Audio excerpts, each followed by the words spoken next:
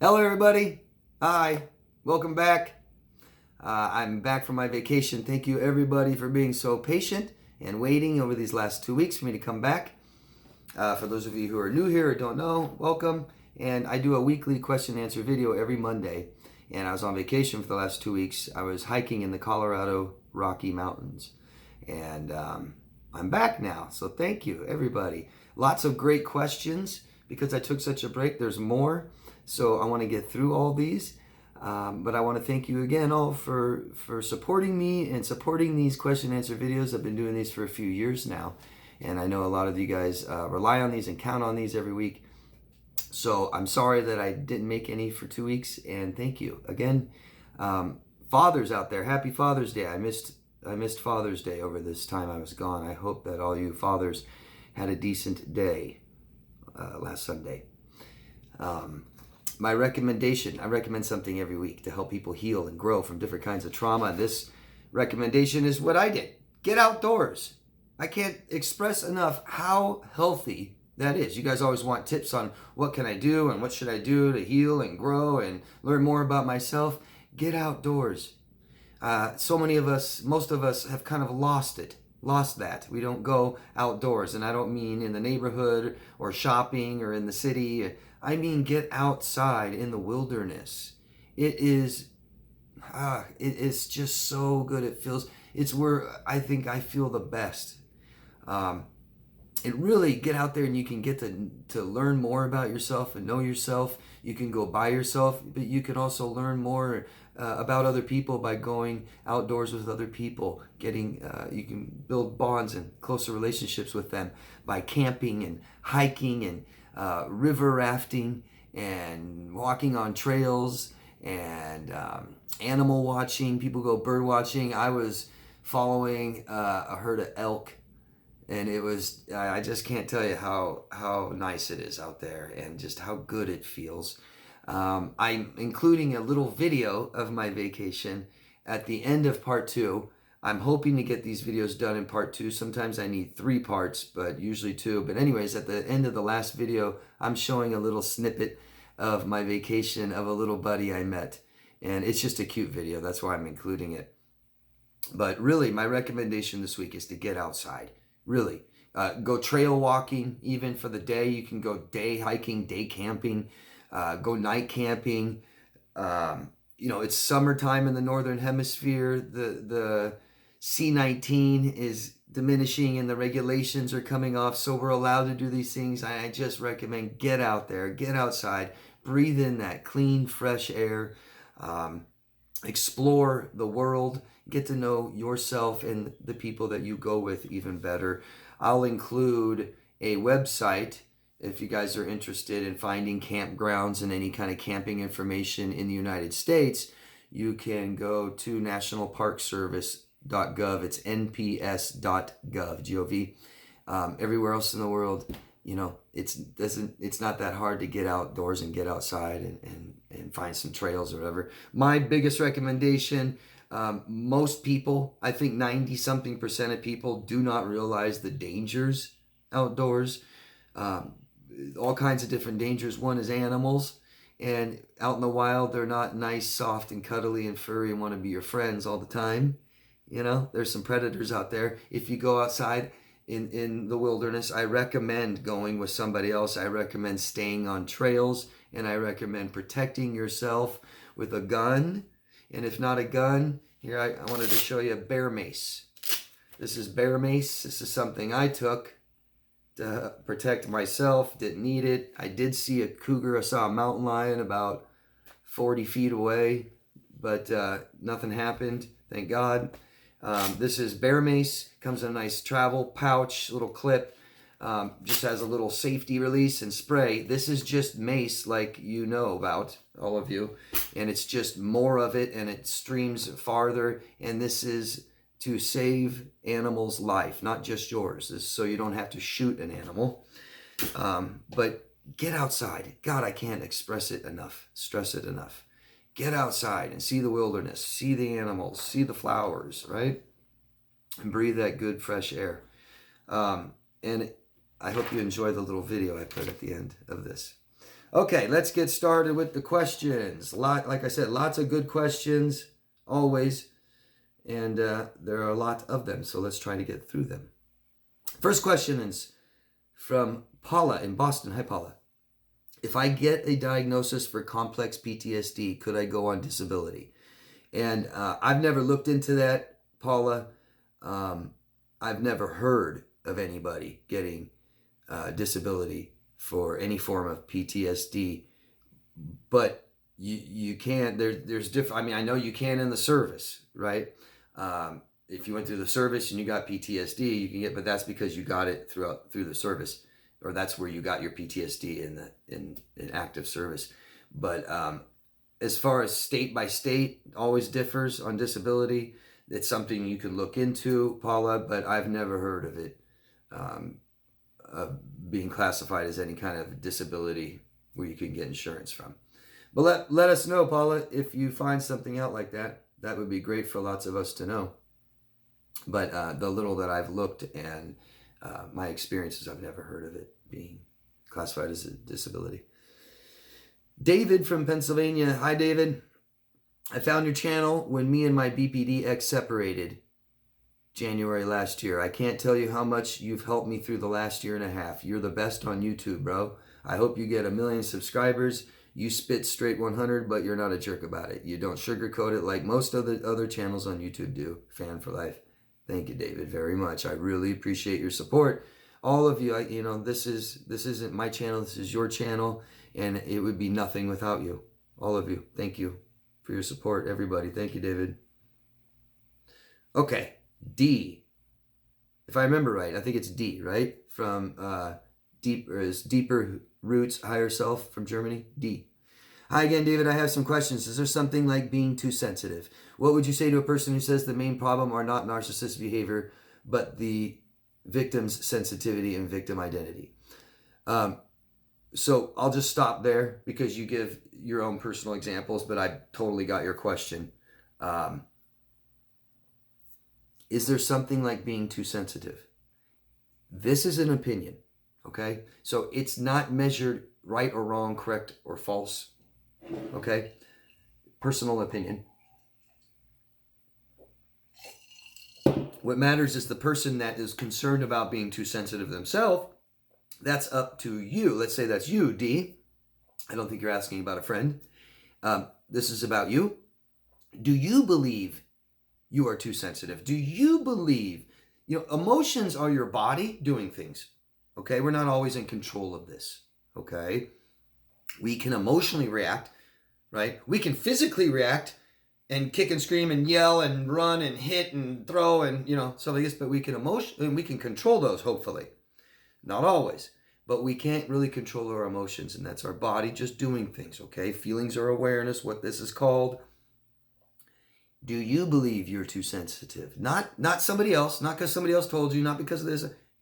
Do you not like how you feel or react emotionally to things? Because a degree of this is we have to accept it, right? Especially if you want to change this at all, have some control over it, we have to accept it. This is my body. This is how my body reacts.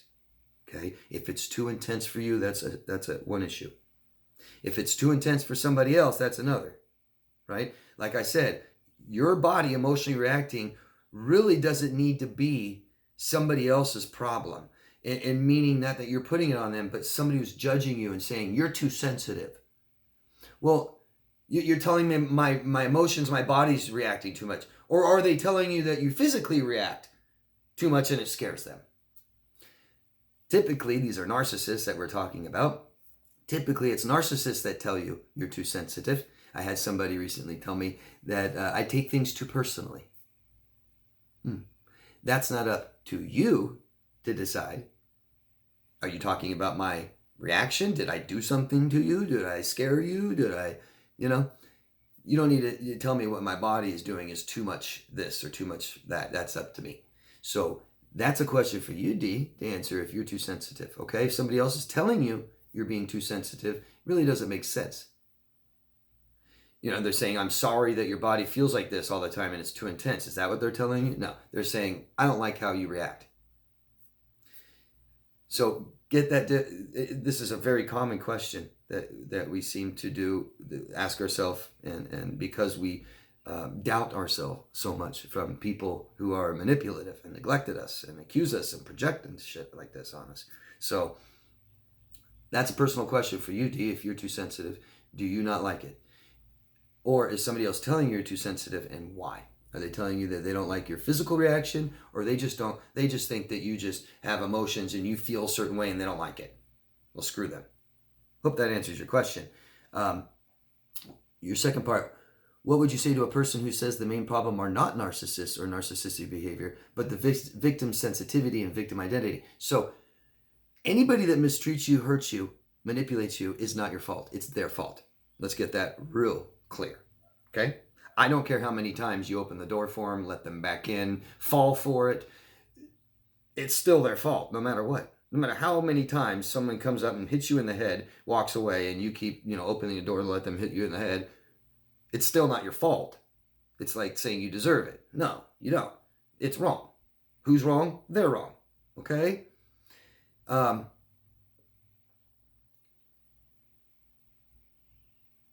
But if you don't want that in your life and it keeps continuing, we may not be doing what we can do, the best we can do to avoid that or stop it, if that makes sense. Okay? So our parents didn't teach us how to navigate through relationships at all, period, but especially through abuse and neglect. Our parents might have done that to us, but they didn't teach us what to do about it, and our self-worth might be a little low, but we aren't handling it. We aren't navigating. We aren't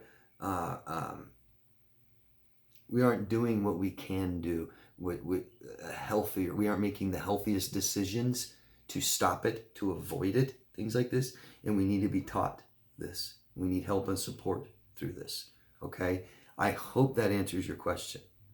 You said, I think they have no clue about CPTSD. It doesn't matter. Because it's those patterns from childhood I want to understand and break. Yes, and these patterns is what I meant by parents not teaching us how to do this, right? Parents have taught us to be neglected, to not get what we want or need, to not speak up, to not express ourselves, to, please people and put up with their BS and their manipulations and their demands and their criticism, okay?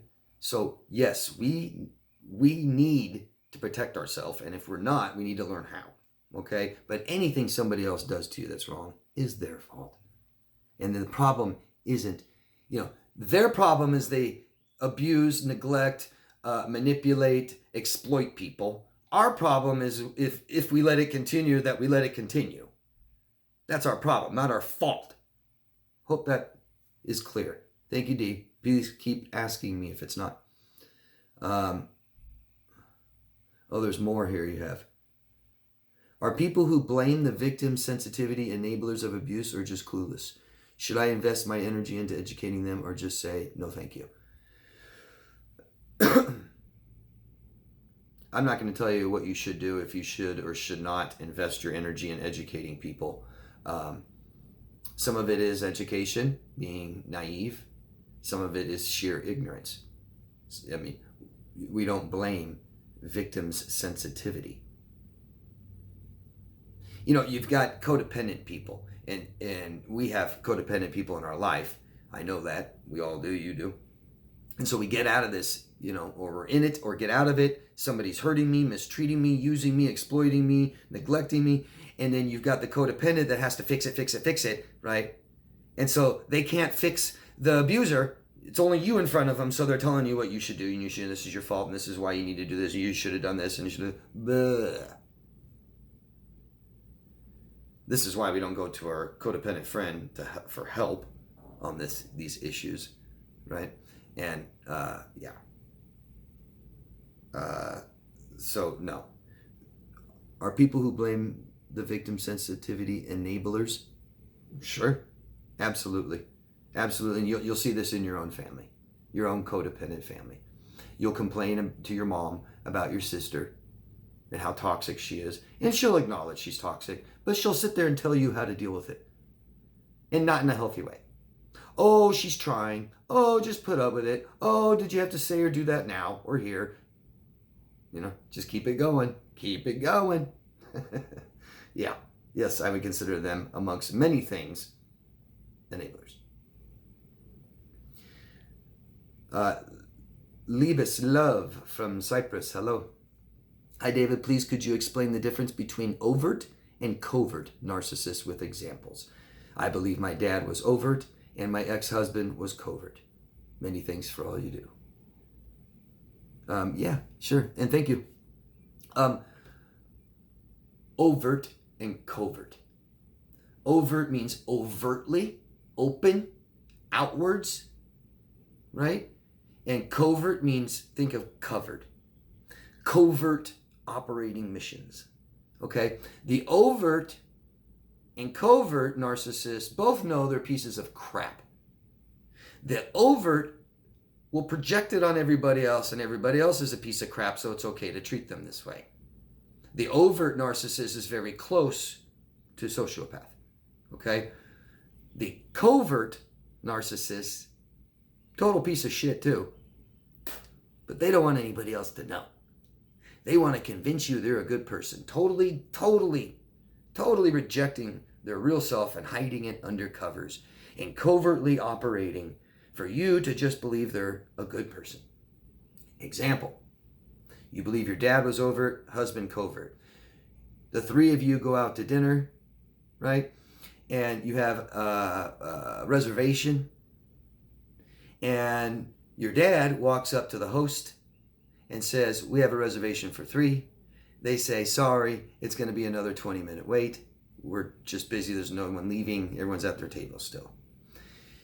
Dad and husband are both pieces of crap and both hate that and both believe that they deserve a table immediately without even a reservation. It's bad enough I had to make a reservation, right? They both, same, total pieces of crap, totally entitled, totally selfish, totally unempathetic.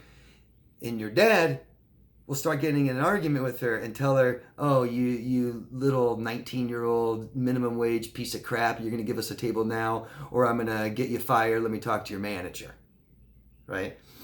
While your ex-husband sits there next to you and says, oh my God, I can't believe your dad's doing that. I would never do that. And then when you guys get seated, the covert narcissist, your ex-husband, in front of you and other people only, will approach the hostess. I can't believe that he did that. I'm so sorry for that. Right? And then after dinner, your dad paid so he could be the big hot shot, and your ex-husband was supposed to leave a tip and left $4 on a $75 tab, right? And he justifies it with, screw her, she didn't see us right away. Do you see that?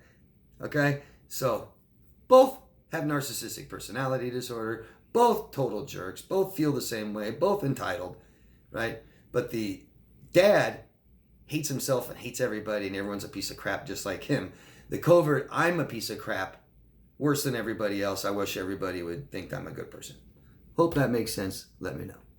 Sorry for both these men in your life. Hope they're not anymore. Chris from Georgia. Hello, Chris. It's been about a year since I looked at this channel, but I thought it was applicable to what I've been going through recently. Welcome back. And I'm sorry. In these past 3 months, I have been scammed out of all of the money.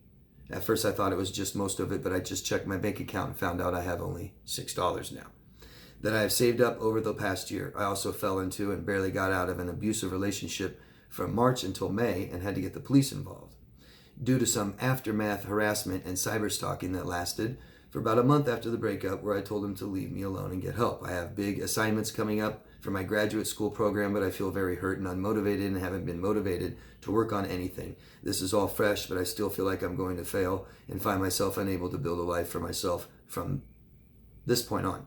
I am 23 and I haven't quite gotten my footing. What are some little things I can do to try to bring my purpose back into my life when I feel so worthless and like the world has pulled out from under me? I'm very sorry, Chris. I'm very sorry for where you are and how you must be feeling, how you're trying to express how you're feeling. So, We are total social creatures, and we wouldn't be here without each other, okay? People cause this, people can heal this and help you. And we all need help in life, all of us, all of us. And it's too bad that mental health help, emotional help, can be frowned upon and judged, but who cares? You need help, clearly. It's what you're saying. So find it, okay? I know you're asking me here, but I can help you very little this way, okay? A professional one-on-one can help you a lot, a lot. And it's what we need. And what you are trying to do and accomplish and heal from, it all needs support. And the best support is the support you hire. And it's not pathetic or anything. It's beautiful. It's saying I'm worthy of it. I'm worth it. Because I promise you, Chris, I don't need to know your life. I promise your dad, your mom, your friend, your boyfriend, whoever, they can't help you with this. They can support you through the help that you need, but they can't help you. Okay? And if we don't know how, then we ask for help. It's that simple. Make it that simple. Okay? Doesn't matter what you do, it only matters how you feel about it. So why don't you just try to make yourself feel better for now? And we can accomplish all these things later if we need to.